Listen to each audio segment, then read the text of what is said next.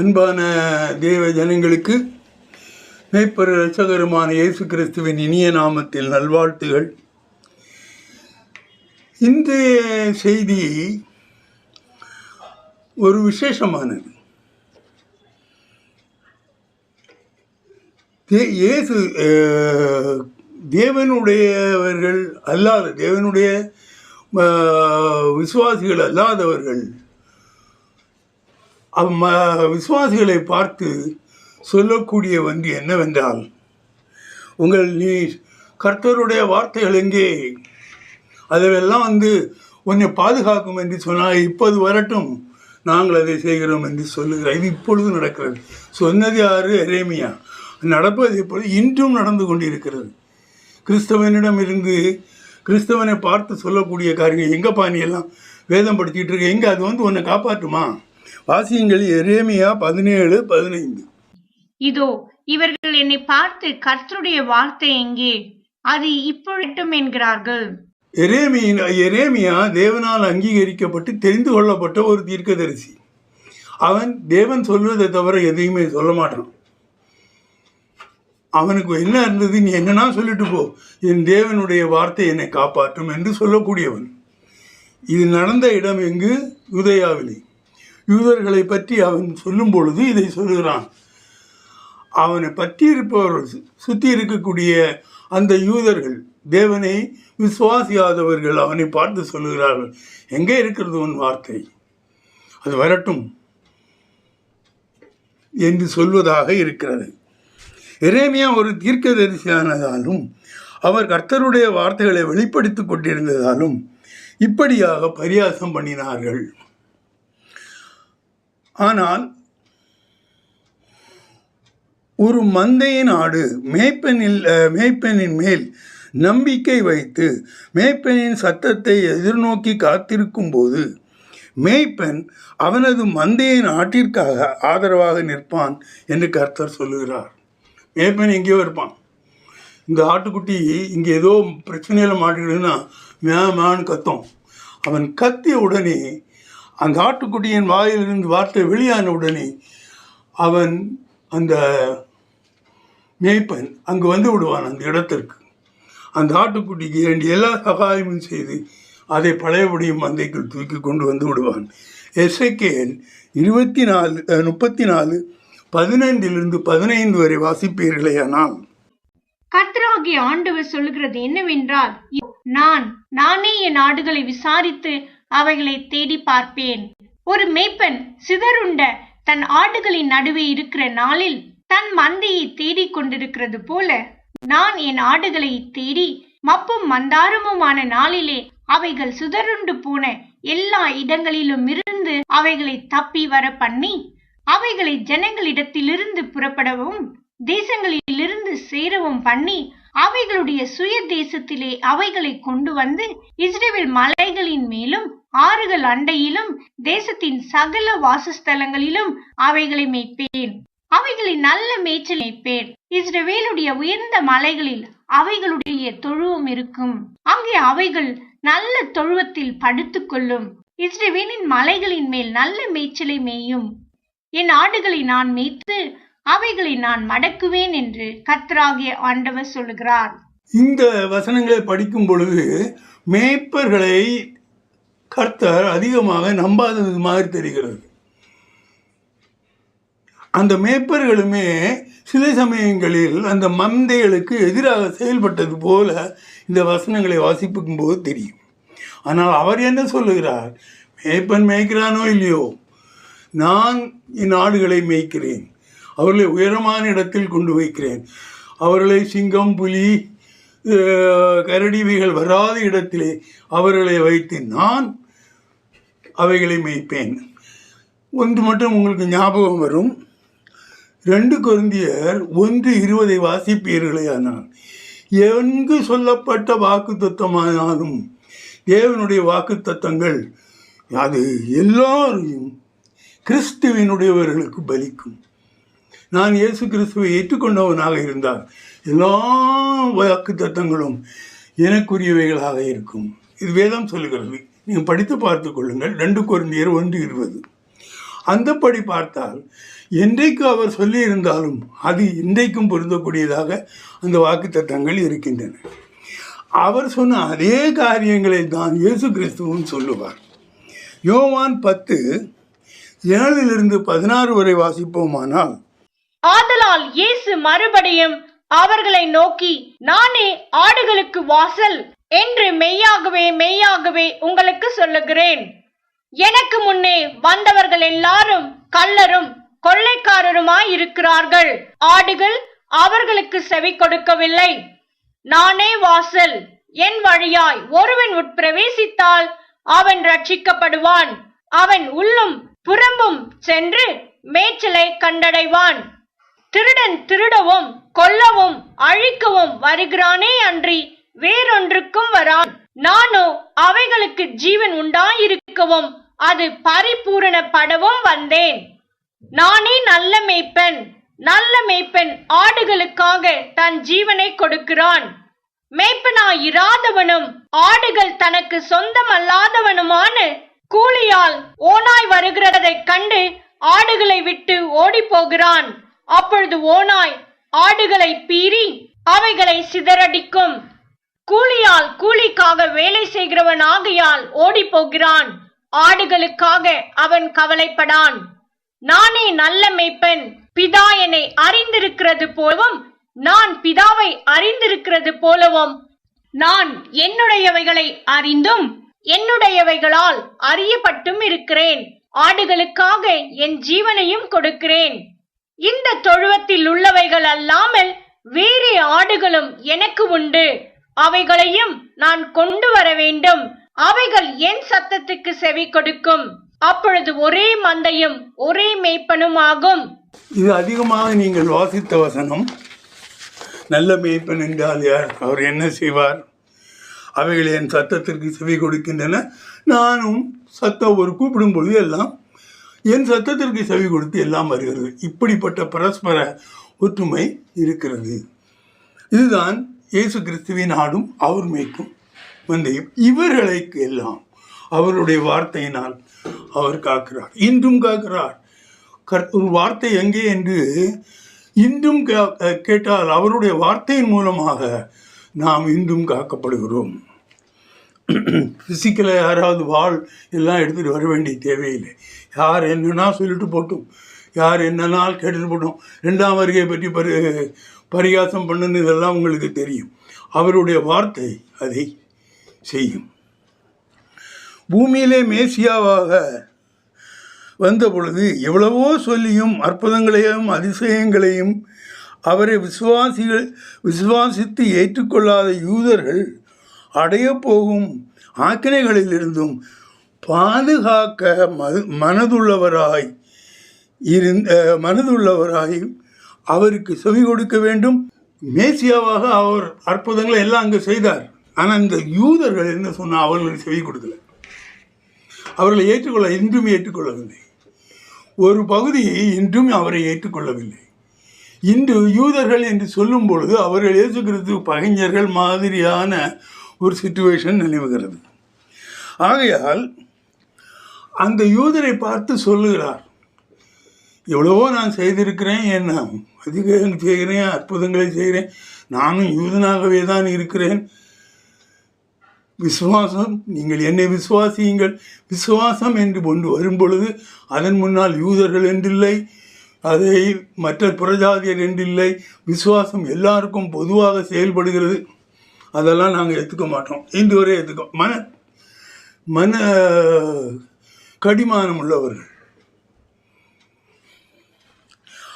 அவர்களை பார்த்து இவர் சொல்கிறாரு, எத்தனையோ தடவை நீங்கள் மாட்டிக்குவீங்க, நீங்கள் பிரச்சனையில் மாட்டிக்குவீங்க, நீங்கள் அதிகமாக கஷ்டங்களை கொள்ளுவீர்கள் என்று தெரியும். ஆனால் நீங்கள் என்னை விசுவாசித்து வாருங்கள், நான் உங்களை ஒரு கோழி ஒரு சிறகின் கீழ் அடைத்து கொள்வது போல உங்களை பாதுகாக்கிறேன் என்று சொல்வார். அவங்க ஒன்றும் அதுக்கு சால் கொடுக்கல. வாசியங்கள் மத்தேயு 23:37-39 வரை. எருசலேமே, எருசலேமே, தீர்க்கதரிசிகளை கொலை செய்து உன்னிடத்தில் அனுப்பப்பட்டவர்களை கல்லெறிகிறவளே, கோழி தன் குஞ்சுகளை தன் சிறகுகளின் கீழே கூட்டி சேர்த்து கொள்ளும் வண்ணமாக நான் எத்தனை தரமோ உன் பிள்ளைகளை கூட்டி சேர்த்துக் கொள்ள மனதாயிருந்தேன், உங்களுக்கோ மனதில்லாமல் போயிற்று. இதோ உங்கள் வீடு உங்களுக்கு பாழாக்கி விடப்படும். கர்த்தருடைய நாமத்தினாலே வருகிறவர் ஸ்தோத்தரிக்கப்பட்டவர் என்று நீங்கள் சொல்லும் அளவும் இது முதல் என்னை காணாதிருப்பீர்கள் என்று உங்களுக்கு சொல்லுகிறேன். கடைசியில் அவர் ஒருத்தர் சொன்னார், இது முதல் என்னை காணாது, நான் போறேன், நீ 2ஆம் வருகையில் தான் வருவேன், நீ என்னை விசுவாசியாமல் இருந்தால் நீ அப்பவும் பார்க்க மாட்டான். நான் 2ஆவது வருகையில் வரும்போது விசுவாசிகள் தான் என்னை பார்ப்பார்கள். ஆகையால் இப்போது என்னை விசுவாசியாக இருக்கும் யூதர்கள் என்னை காணாமலே போவார்கள் என்றார். நமக்கும் அந்த நிலைமையை யூதர்களை போல் ஆகிவிடக்கூடாது. புதிய ஏற்பாட்டு காலத்தில் இயேசு கிறிஸ்துவை பற்றிய விசுவாசிப்பவர்கள் ஆபிரகாமின் சந்ததிகள் என்று சொல்லப்பட்டிருக்கிறது. தேவனாகிய கர்த்தர் ஆபிரகாமின் சந்ததிக்கு ஆதரவாய் இருப்பேன் என்று பழைய ஏற்பாட்டு காலத்திலே வாக்குத்தத்தம் செய்திருக்கிறார். அங்கே பழைய ஏற்பு காலத்திலே நான் உனக்கு ஆதரவாக இருப்பேன்னு சொன்னால் இயேசு கிறிஸ்து காலத்திலும் அது என்னை குறிக்கும். அவரை விசுவாசிக்கிறவனுக்கு பொருந்தும். அதுதான் வேதம் சொல்லுகிறது. எல்லா வாக்குத்தத்தங்களும், எப்பொழுது கொடுக்கப்பட்ட வாக்குத்தத்தங்களும் அவை ஆம் என்றும் ஆமேன் என்றும் நமக்கு பொருந்துகிறது, விசுவாசிகளுக்கு பொருந்துகிறது. அங்கு கொடுக்கப்பட்ட எல்லா தேவனுடைய வாக்குத்தத்தம் எனக்கு பொருந்தும். ஆகையினால் எப்பொழுது அவர் என் தாசனாகிய இஸ்ரவேலே என்று சொல்லி நம்மை பார்த்தும் சொல்லுகிறார். இஸ்ரவேலர்கள் என்று புதிதாக அழைப்பவர்கள் ஆபிரகாமுடைய சந்ததிகள். ஆபிரகாமுடைய சந்ததிகள் 2 வகையாக பிரிக்கப்படுகிறது. ஒன்று மாம்ச பிரகாரமாக இருக்கிற யூதர்கள், ஒன்று ஆவிக்குரிய பிரமாணமாக இருக்கிற விசுவாசிகள். நாம் ஆவிக்குரிய பிரகாரமான விசுவாசிகள். நமக்கு ஆபிரகாம் தந்தையாக இருக்கிறார்.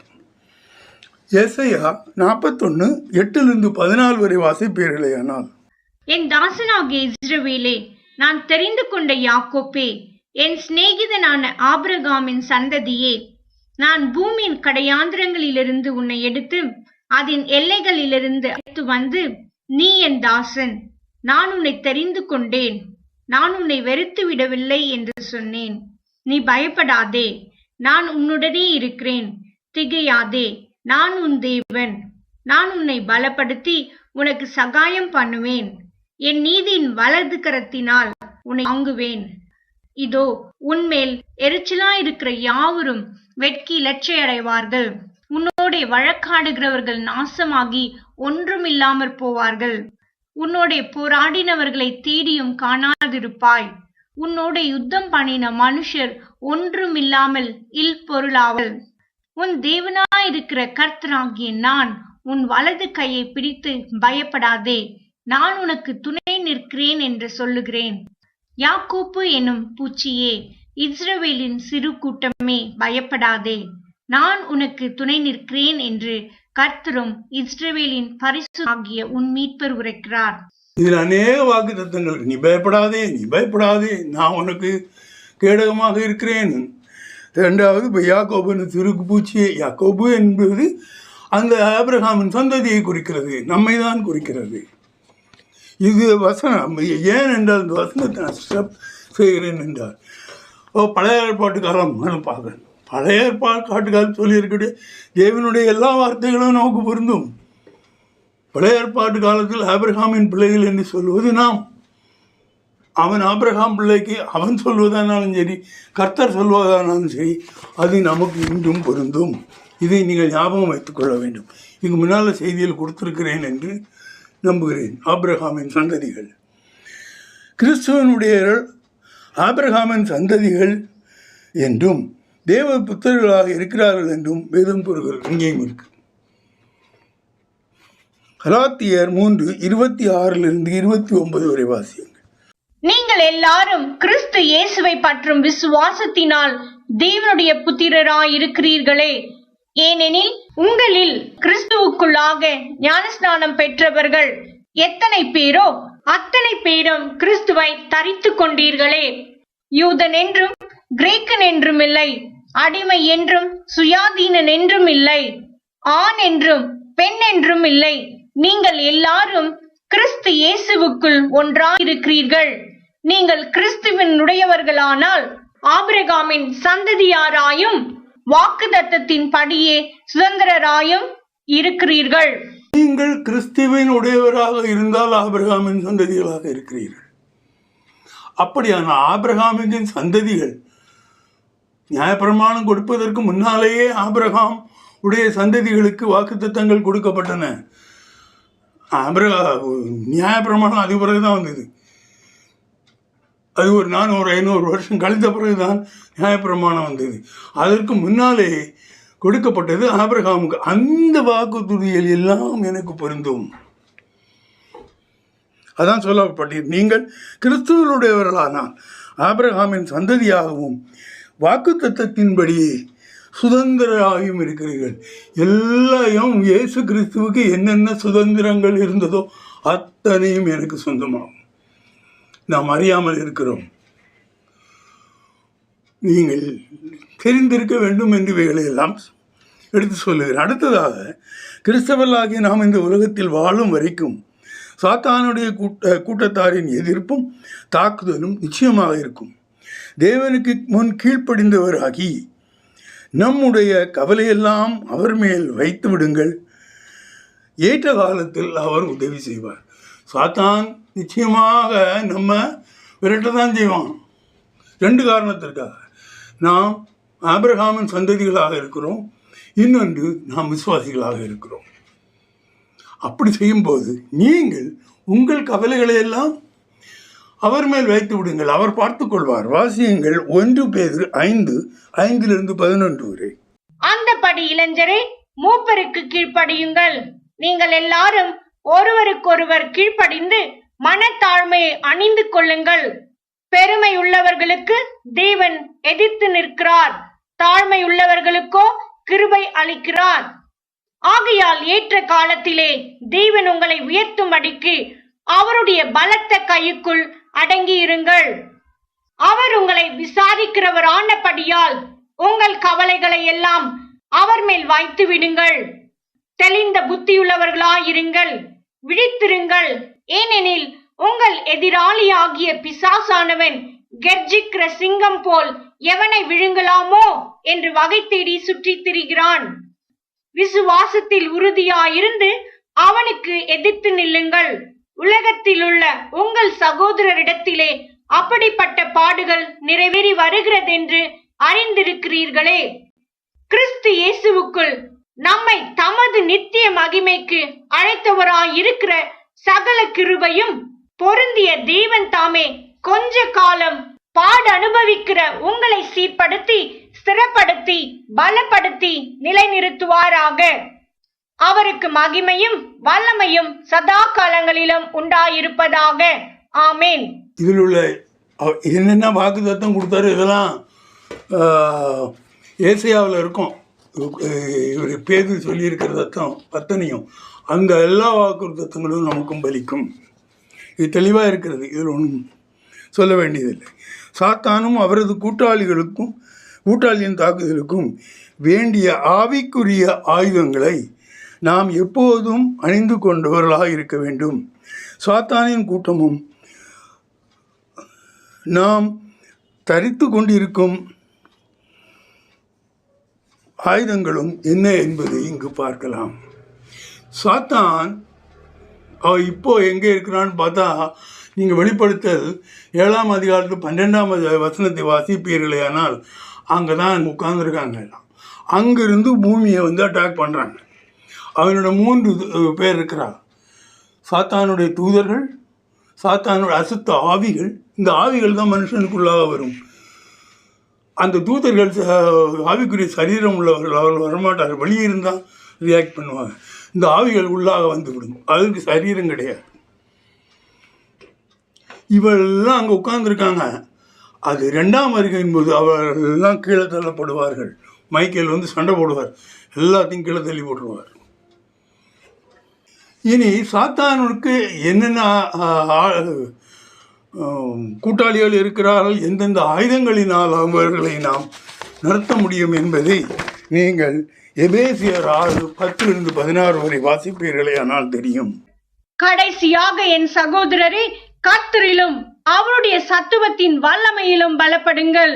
நீங்கள் பிசாசின் தந்திரங்களோடு எதிர்த்து நிற்க திராணியுள்ளவர்களாகும்படி தேவனுடைய சர்வாயுத வர்க்கத்தையும் தரித்துக் கொள்ளுங்கள். ஏனெனில் மாம்சத்தோடும் இரத்தத்தோடும் அல்ல, துரைதனங்களோடும் அதிகாரங்களோடும் இப்பிரபஞ்சத்தின் அந்தகார லோகாதிபதிகளோடும் வான மண்டலங்களிலுள்ள பொல்லாத ஆவிகளின் சேனைகளோடும் நமக்கு போராட்டம் உண்டு. ஆகையால் தீங்கு நாளிலே அவைகளை நீங்கள் எதிர்க்கவும் சகலத்தையும் செய்து முடித்தவர்களாய் நிற்கவும் திராணியுள்ளவர்களாகும்படிக்கு தேவனுடைய சர்வாயுத வர்க்கத்தையும் எடுத்துக் கொள்ளுங்கள்.